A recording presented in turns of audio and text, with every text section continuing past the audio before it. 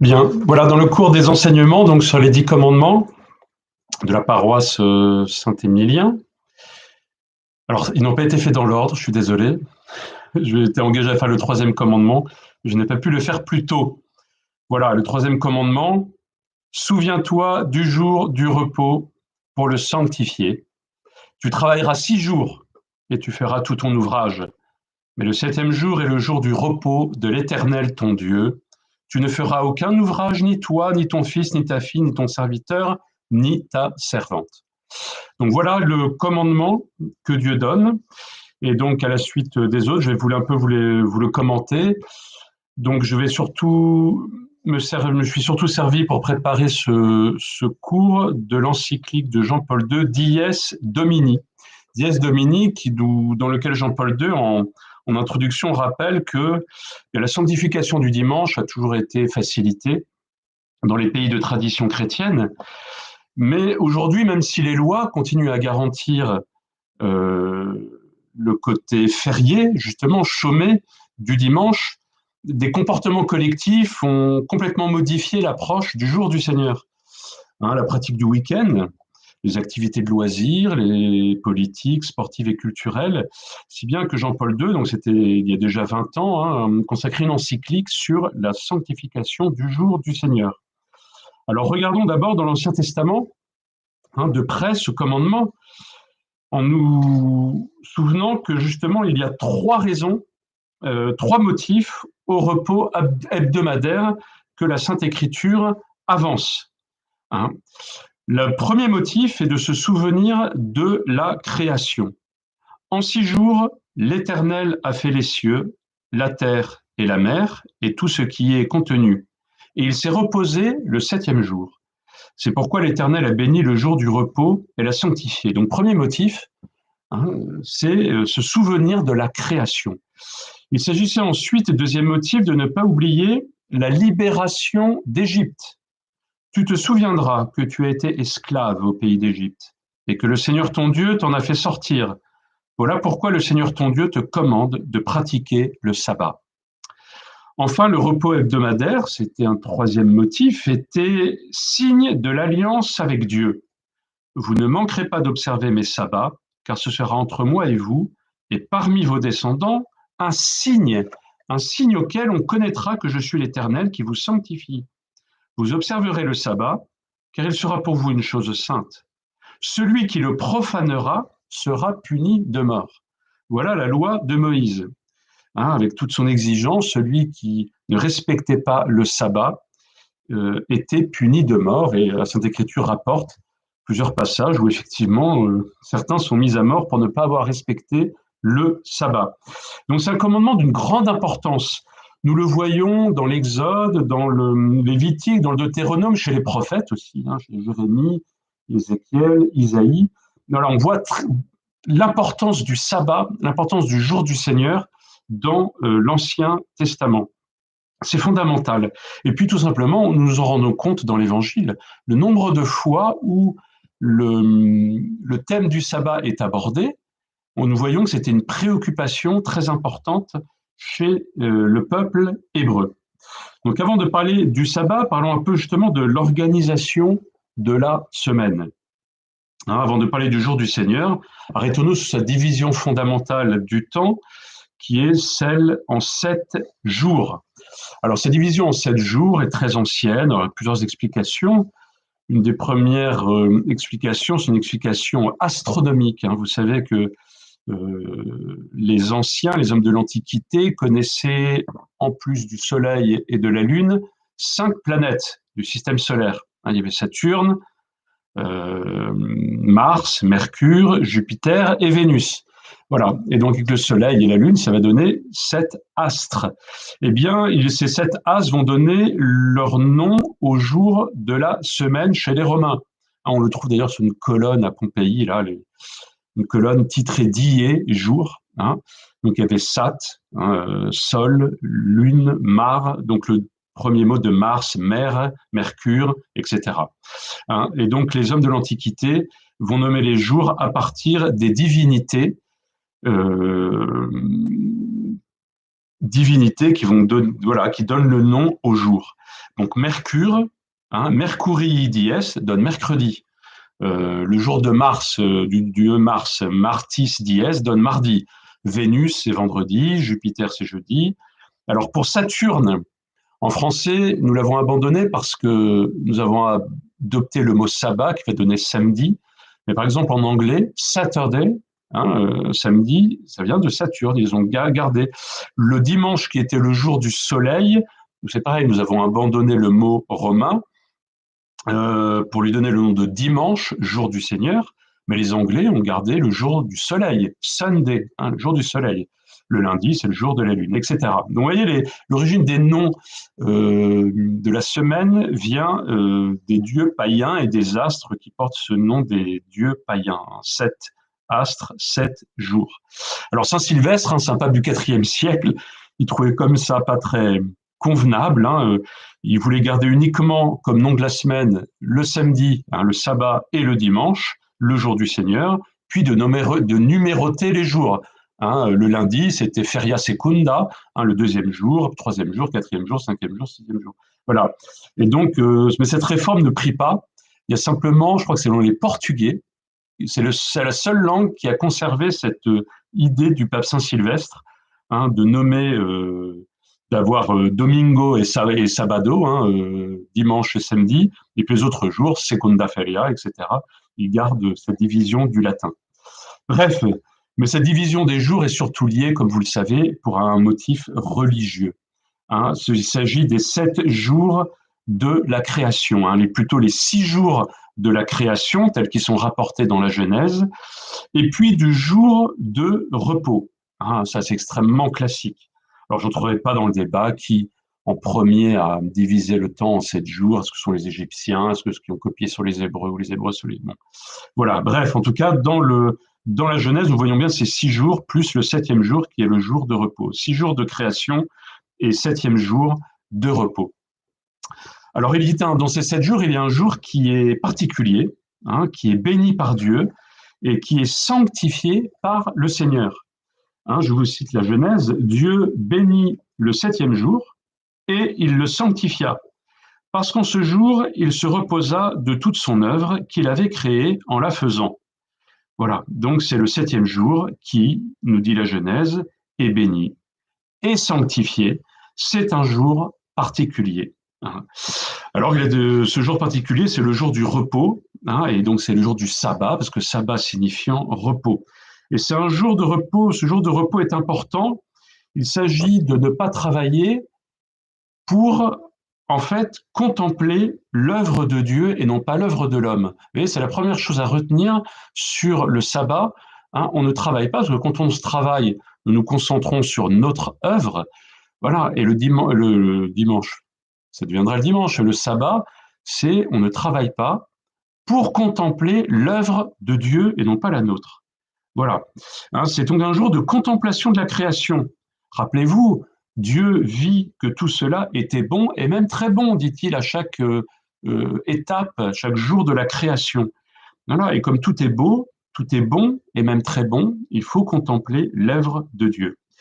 Et puis, voyez-vous, ce travail également, ce jour de repos, il est pas pour Dieu, évidemment, qu'on dit que Dieu se reposa.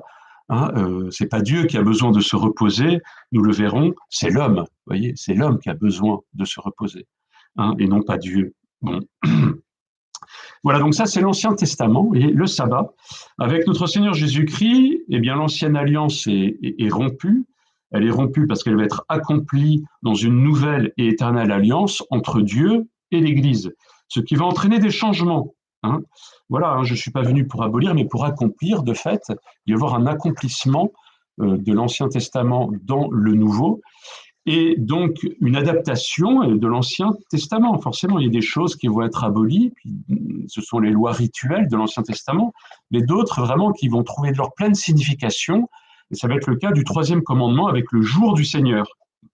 Et c'est le jour de la résurrection qui devient le nouveau sabbat, et cela dès les apôtres. Le jour du Seigneur devient le dies dominici, le dimanche. Hein.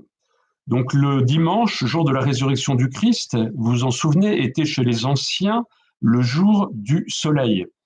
Et donc c'est une première raison de convenance pour avoir choisi le dimanche comme jour du Seigneur, c'était le jour du soleil. Vous savez que le soleil, pour les chrétiens de l'Antiquité, était une image du Christ ressuscitant d'entre les morts. Vous savez que les premiers chrétiens se tournaient toujours vers l'Orient pour prier.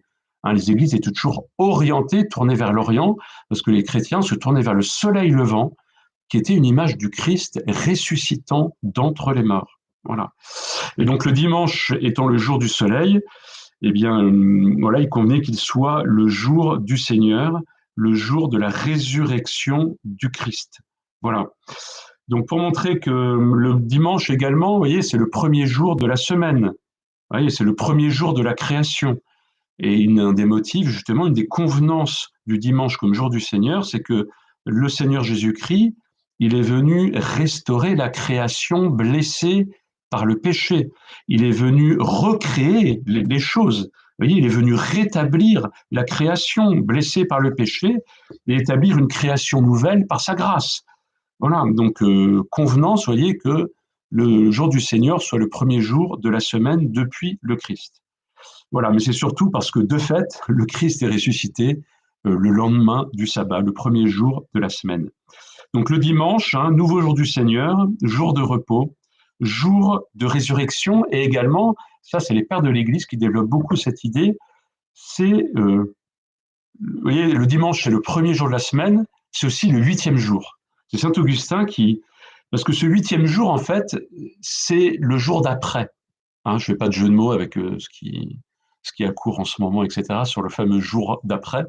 Hein, voilà, le jour d'après, le 8e jour, saint Augustin nous dit, en fait, c'est le jour de l'éternité. Un peu comme chez Virgile Georgiou, je ne sais pas si vous avez lu son roman, la 25e heure. Voilà, en fait, c'est l'éternité. Voilà, c'est l'éternité. Le 8e jour, c'est l'éternité. Donc le dimanche, il s'agit de contempler, je vous l'ai dit, l'œuvre de Dieu, de ne pas travailler pour contempler l'œuvre de Dieu, pour se reposer, et puis également pour penser à l'éternité. Vous voyez, c'est un jour qui annonce l'éternité. Donc ça, c'est une intuition de saint Augustin. Si bien que saint Justin, vous voyez, c'est un auteur chrétien du IIe siècle, déjà il disait, hein, nous nous assemblons tous les jours du soleil. Hein, vous voyez, il parle encore du dimanche comme jour du soleil. Nous nous assemblons tous le jour du soleil parce qu'il est le premier jour après le sabbat juif, mais aussi le premier jour où Dieu, tirant la matière des ténèbres, a créé le monde, et que ce même jour, Jésus-Christ, notre Sauveur, ressuscita d'entre les morts. Voilà donc le dimanche qui apparaît, vous voyez, dès la période apostolique, nous le verrons un peu plus bas. Alors c'est l'empereur Constantin, voilà, hein, l'empereur romain Constantin, qui va décréter que le dimanche, premier jour de la semaine, serait jour de repos hebdomadaire. Hein, de son autorité impériale, le 7 mars 321, il va décréter que toutes les activités professionnelles, excepté les travaux agricoles, donc à cette époque, devaient cesser le Venerabili die solis, hein, le jour vénérable du soleil. Et on ne parlait pas encore du dimanche. Mais c'était le premier jour de la semaine, notre dimanche. Alors, comment est-on passé du samedi au dimanche? Parce qu'il y a parfois une controverse avec certains protestants littéralistes qui disent qu'il n'est pas formellement écrit que le jour du Seigneur est le samedi et le dimanche, désormais, dans le Nouveau Testament, donc on reste sur le samedi, sur le sabbat. Bien, donc ce passage du samedi au dimanche, en fait, c'est parce que Jésus est ressuscité un dimanche, comme nous le savons tous, et le jour de la Pentecôte aussi. Notez bien que le jour de la Pentecôte était un dimanche, le premier jour de la semaine. Et de fait, nous voyons dès l'Écriture, hein, dès l'origine, les chrétiens se rassemblaient le dimanche, le premier jour de la semaine. Par exemple, dans les Actes des Apôtres, les chrétiens de Troas sont réunis hein, pour la fraction du pain, c'est-à-dire pour célébrer l'Eucharistie, le lendemain du sabbat. Voilà, dans la haute antiquité, on célébrait la messe que le dimanche.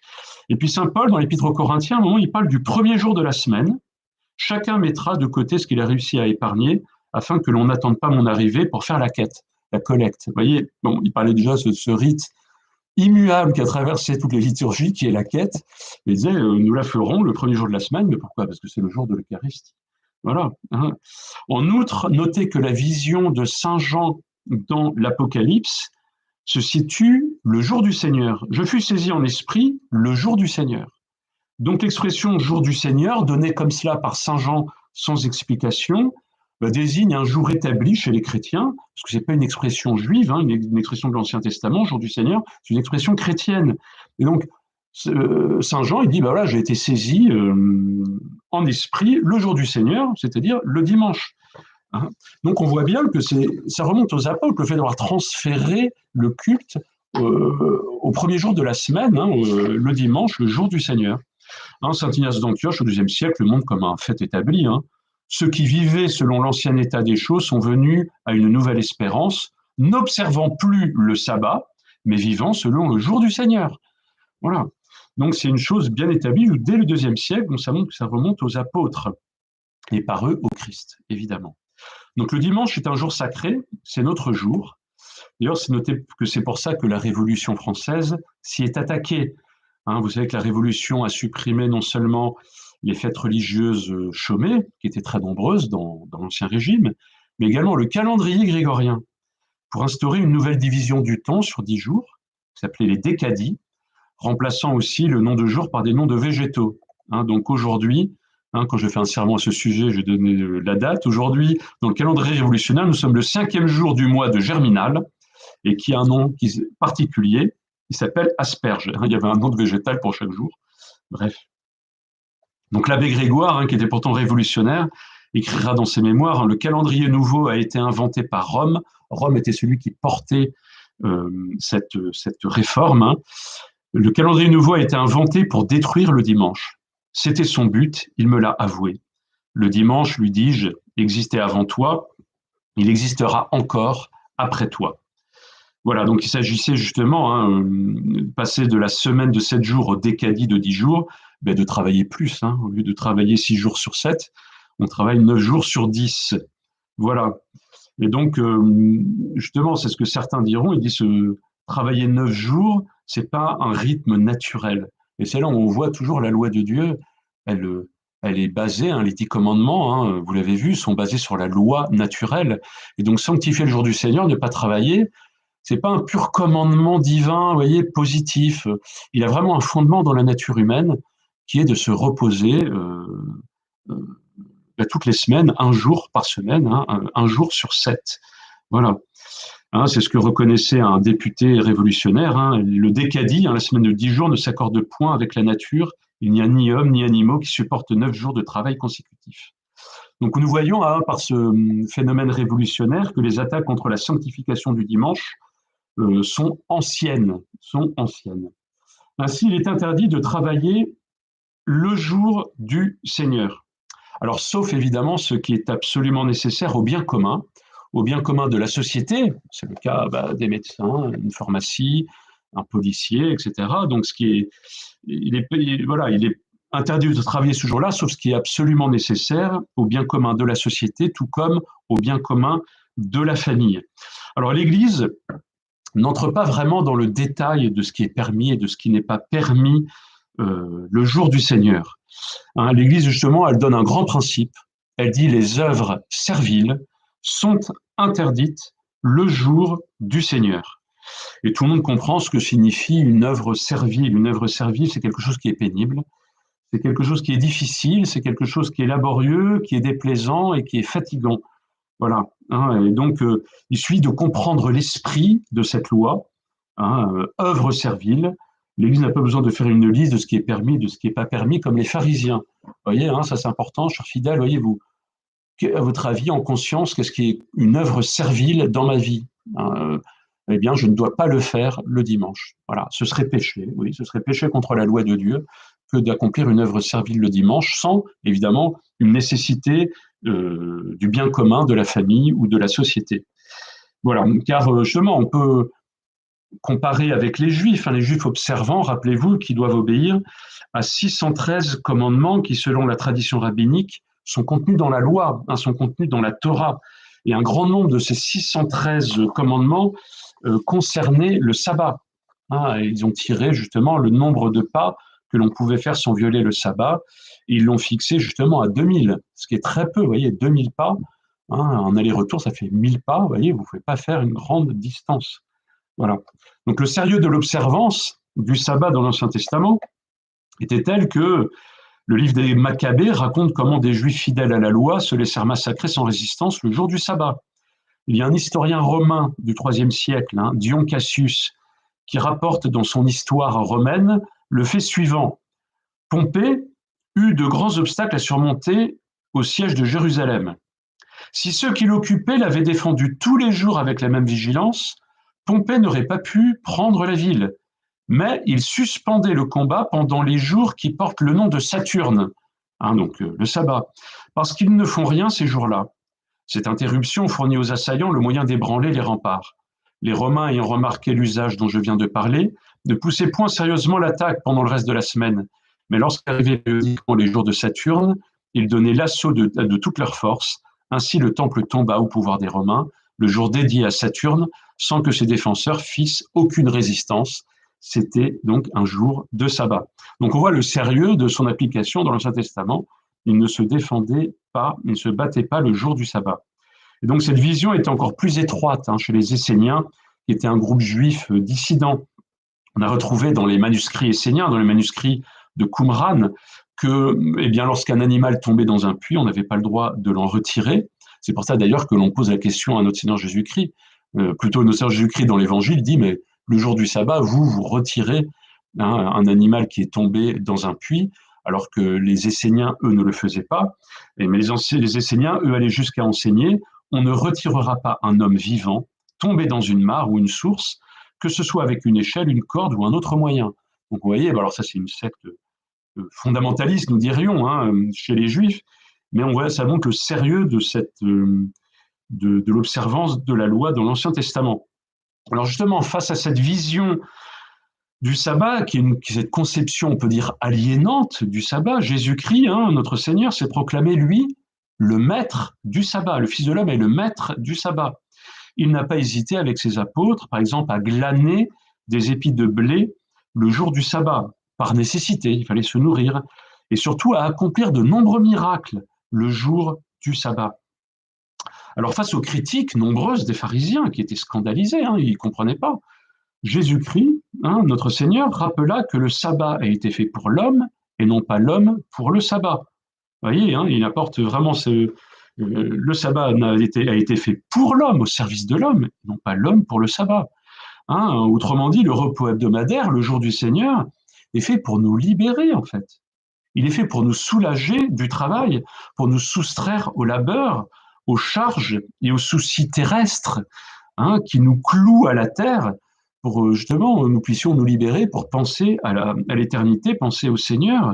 Vous voyez, le jour du Seigneur n'a pas été fait, le sabbat n'a pas été fait pour nous rajouter des contraintes pointilleuses qui deviennent finalement absurdes et surtout aussi asservissantes que le travail. Vous voyez, le Seigneur ne nous décharge pas du travail pour nous donner des 1000 règles pointilleuses qui deviennent aussi asservissantes qu'un dur labeur. Non, au contraire, le Seigneur nous donne le jour du Seigneur, le nouveau sabbat pour nous le dimanche, pour nous libérer, non pas pour nous aliéner. Alors justement, il serait un peu trop facile, ceci dit, de critiquer les Juifs, de critiquer les pharisiens avec leur vision étroite du sabbat. Ce qui devrait nous concerner, nous intéresser, c'est notre propre observance du jour du Seigneur et du repos hebdomadaire.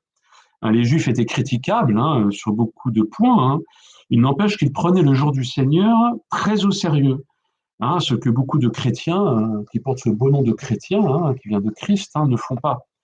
Je vous cite Saint Césaire d'Arles.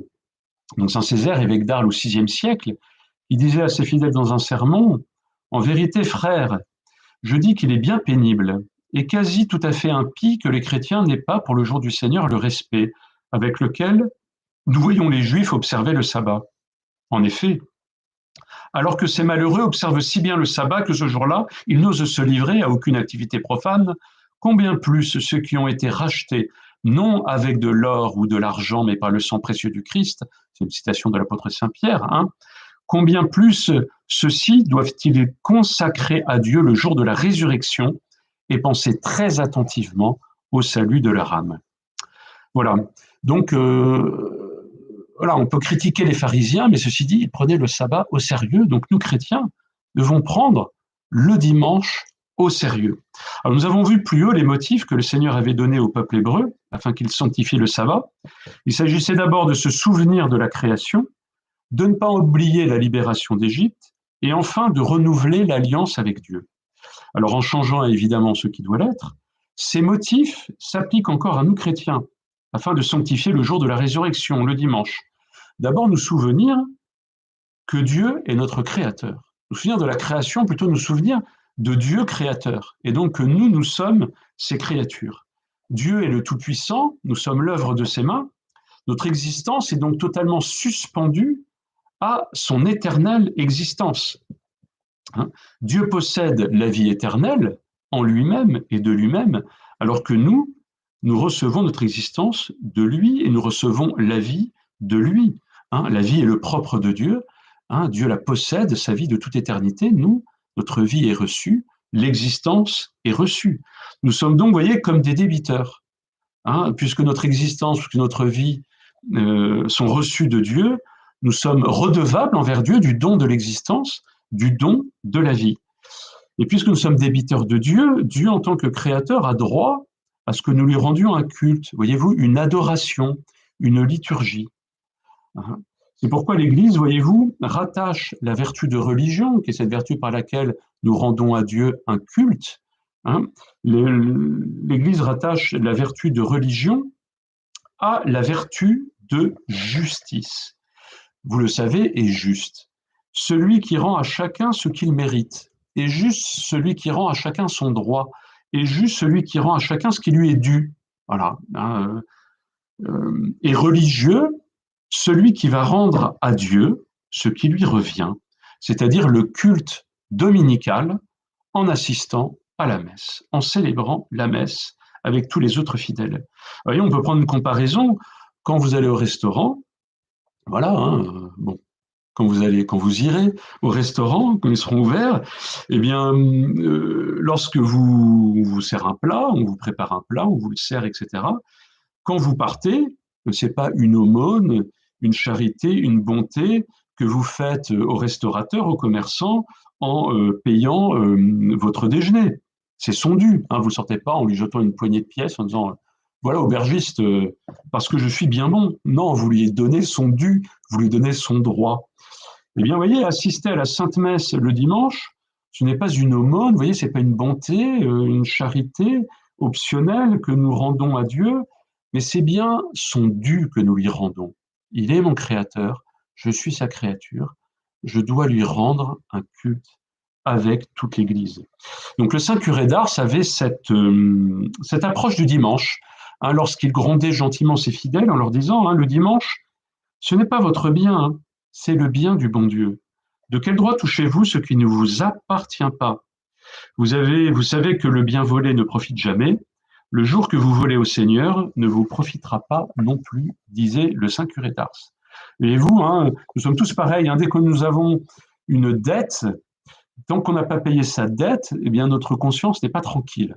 Zut, je dois quelque chose à quelqu'un, Notre conscience est un peu inquiète. Bon, évidemment, sans être scrupuleux, mais nous devrions avoir la même attitude pour le dimanche. Tant que nous ne sommes pas allés à la messe pour célébrer le Seigneur notre Dieu, voilà, notre conscience doit être inquiète, et légitimement inquiète, parce que nous avons ce devoir de culte à offrir à Dieu. C'est pourquoi Jean-Paul II, dans cette encyclique, Dies Domini, disait, et c'est très important, le dimanche, ce n'est pas une simple disposition de discipline religieuse communautaire. Oui, ce n'est pas un commandement communautaire que l'on donne, comme des soldats à qui on donne des ordres. Il dit que ce n'est pas une simple disposition de discipline religieuse communautaire, mais une expression constitutive et indispensable du rapport à Dieu. Vous voyez, ça découle en fait de notre rapport à Dieu.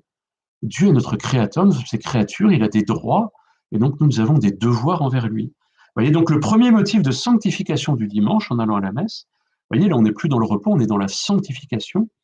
Ce premier motif est un motif de justice vis-à-vis de Dieu. Il va être encore élevé par cet autre motif.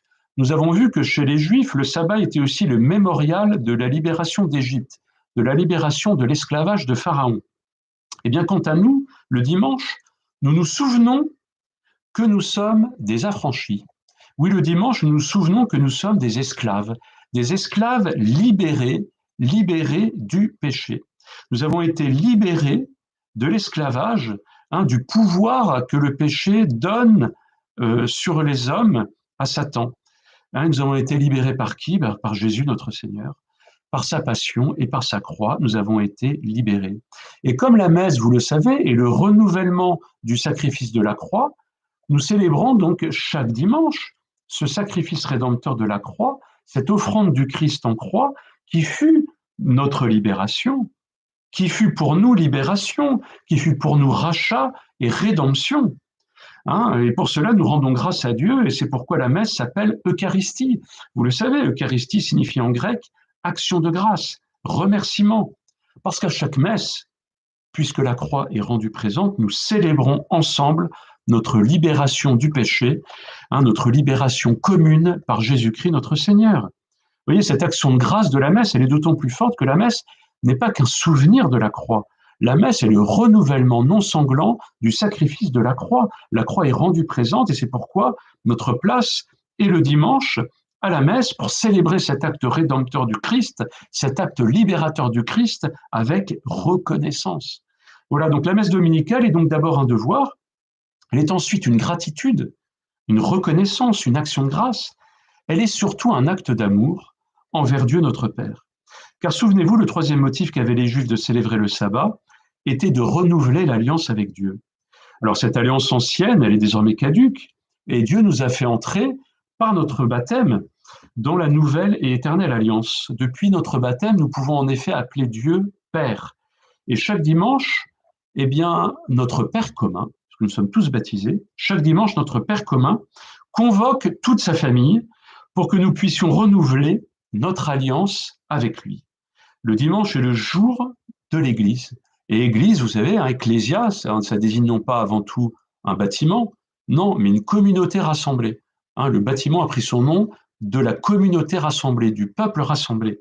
Eh bien, le dimanche, c'est le jour de l'Église, c'est le jour du peuple rassemblé, c'est le jour du rassemblement de la famille de Dieu. La messe est le rassemblement de toute l'Église, de toute la famille de Dieu, de tous ses enfants. Et notez bien qu'il y a non seulement l'Église militante de la terre, c'est-à-dire tous les fidèles qui viennent rendre un culte au Seigneur et offrir le saint sacrifice de la messe, mais il y a aussi l'Église triomphante du ciel, c'est-à-dire les anges et les saints, qui entourent évidemment le Seigneur Jésus en son sacrifice rédempteur et qui intercèdent pour nous. Il y a aussi, outre l'Église militante de la terre et l'Église triomphante du ciel qui entoure et accompagne le Seigneur, il y a évidemment l'Église souffrante du purgatoire, c'est-à-dire les défunts, qui bénéficient de l'offrande de la messe à leurs intentions. Donc, à la messe, saints et anges du ciel, fidèles vivants et fidèles défunts, tous nous sommes unis autour de la croix du Seigneur, rendue présente lors de la messe. Alors, vous savez que l'apôtre saint Paul a rappelé, frères, vous n'êtes plus des hôtes et des orphelins, mais vous êtes les concitoyens des saints et les hommes de la maison de Dieu. Saint Paul, vous le savez, insiste souvent dans ses épîtres sur notre appartenance à la cité céleste. Nous avons notre cité au ciel, d'où nous attendons aussi le Sauveur, le Seigneur Jésus-Christ. Nous appartenons donc, par notre baptême, déjà de droit, non pas encore de fait, mais de droit à la cité céleste. Et donc notre culte dominical vient s'unir au culte célébré par les anges dans la Jérusalem d'en haut. C'est ce que chante le prêtre lors de la préface à la messe. C'est pourquoi, avec les anges et les archanges, avec les trônes et les dominations, avec toute l'armée céleste, nous chantons sans fin l'hymne de votre gloire, Saint, Saint, Saint, Sanctus, Sanctus, Sanctus. Oui, la liturgie romaine affirme bien que nous chantons à la messe una voce, c'est-à-dire d'une seule voix avec les anges et donc célébrons avec eux. Ainsi, en participant à la messe, nous formons nos âmes pour la vie éternelle. Et nous apprenons donc de dimanche en dimanche, comme de petits enfants qui ont besoin d'apprendre quelque chose, comme de petits enfants qui ont besoin de s'accoutumer, eh bien, nous nous accoutumons tout doucement à Dieu et à la vie éternelle. C'est un thème qui vient de saint Irénée, qui dit, voyez, l'homme n'a pas été créé dans un état parfait dès sa naissance. Il a besoin de grandir, il a besoin de s'accoutumer à Dieu. Vous voyez, il a besoin de grandir pour être apte à la vie éternelle. Eh bien, cela, nous le faisons à chaque messe, en fait. Nous nous accoutumons à ce qui fera notre vie éternelle, la louange de Dieu. Nous apprenons à pratiquer ce que font les saints et les anges dans l'éternité, la louange du Seigneur. Nous nous accoutumons de dimanche en dimanche. Voyez-vous, si nous sommes déjà citoyens des cieux avec les anges, en droit, par notre baptême, et que nous participons à la messe, au culte rendu par les anges dans la cité céleste, eh bien, il convient que nous nous conformions aux usages des saints et des anges, que nous les imitions. Hein, voyez-vous, c'est un principe, quand un étranger arrive dans un pays, il est bon pour lui de s'assimiler, c'est-à-dire d'en adopter les mœurs, les coutumes, les habitudes, les traditions, la langue, le vêtement, la culture, si elles sont bonnes et légitimes, bien évidemment. Hein, c'est un adage que saint Ambroise de Milan, hein, le grand saint Ambroise, qui a baptisé saint Augustin, hein, c'est un adage que saint Ambroise de Milan reprend et fait sien. Il disait hein, si fueris Rome, Romano vivito more, si fueris alibi, vivito sic ut ibi. C'est-à-dire, si tu es à Rome, vis comme les Romains. Si tu es ailleurs, eh bien, vis comme on y vit. À Rome, fais comme les Romains, dit saint Ambroise. Eh bien, à la messe, fais comme les anges. À la messe, fais comme les saints du ciel. Loue, adore, rends grâce, célèbre, réjouis-toi de la présence du Seigneur. Oui, puisque nous sommes appelés à la vie éternelle, à devenir concitoyens des anges et des saints, nous devons nous assimiler à eux. Et c'est précisément par la liturgie dominicale solennelle que nous le faisons de dimanche en dimanche, petit à petit. Voyez-vous, ainsi, chers fidèles, au milieu de toutes les épreuves de ce monde, au milieu de tous les changements de ce monde, au milieu de tous les combats aussi qui se livrent sur terre et dans le temps, il est important de considérer qu'il y a quelque chose d'éternel et d'immuable. Il y a ce culte que les anges et les saints rendent à l'éternel dans la cité céleste, auquel nous participons à chaque liturgie dominicale, qui est comme une descente de l'éternité dans le temps. Oui, tout change d'une certaine manière. Le dimanche, le temps s'arrête. Le temps s'arrête parce que nous avons un contact avec l'éternité, avec les anges, avec les saints, avec le Seigneur. Et c'est pour ça, au fond, que le dimanche est si beau et si reposant. Vous voyez, parce que nous sommes plongés, nous quittons nos habitudes ordinaires, notre travail, et nous nous plongeons dans l'éternité avec les saints, avec les anges. Nous louons Dieu qui est présent. Voilà, comprenez, chers fidèles, l'importance de ce troisième commandement pour notre salut. Et puis il est un exemple que Jean-Paul II a pris donc dans son encyclique Dies Domini, que Benoît XVI a repris, que le pape François a également repris. Et on a souvent cité cet exemple ces derniers mois. C'est l'exemple des 49 martyrs d'Abitène, qui furent surpris un dimanche de l'an 304, donc sous Dioclétien, alors que réunis dans une maison, ils célébraient la messe, bravant ainsi les interdictions impériales. Arrêtés, ils furent conduits à Carthage pour être interrogés. La réponse parmi d'autres d'un certain Éméritus qu'un certain Éméritus donna au proconsul qui lui demandait pourquoi ils avaient transgressé l'ordre sévère de l'empereur, mais cette réponse est significative, elle est très belle. Sine Dominico non possumus. Sans nous réunir ensemble le dimanche, nous, pour célébrer l'Eucharistie, nous ne pouvons pas vivre. Et tous furent mis à mort. Voilà. Donc il est important de respecter, voyez, le témoignage des martyrs. Ils ont donné leur vie parce que ils étaient chrétiens, ils ne pouvaient pas vivre sans l'Eucharistie, ils ne pouvaient pas vivre sans se rassembler, parce qu'un chrétien seul est un chrétien en danger. Ils se sont réunis et sont allés jusqu'au témoignage du martyr. Vous savez que quand on donne sa vie pour quelque chose, c'est que cette chose est importante. Vous voyez, il y a des martyrs, des martyrs de la foi. Nous avons aussi des martyrs du dimanche. Donc le dimanche n'est pas chose légère. Certains ont versé leur sang pour le respect de ce saint jour. Voilà. Et puis également, petite chose, je vous rappelle, parce qu'en relisant l'encyclique de Jean-Paul II, tout à l'heure, Dies Domini, Dies Domini rappelle que les messes retransmises ne permettent pas de satisfaire l'obligation dominicale, le précepte dominical.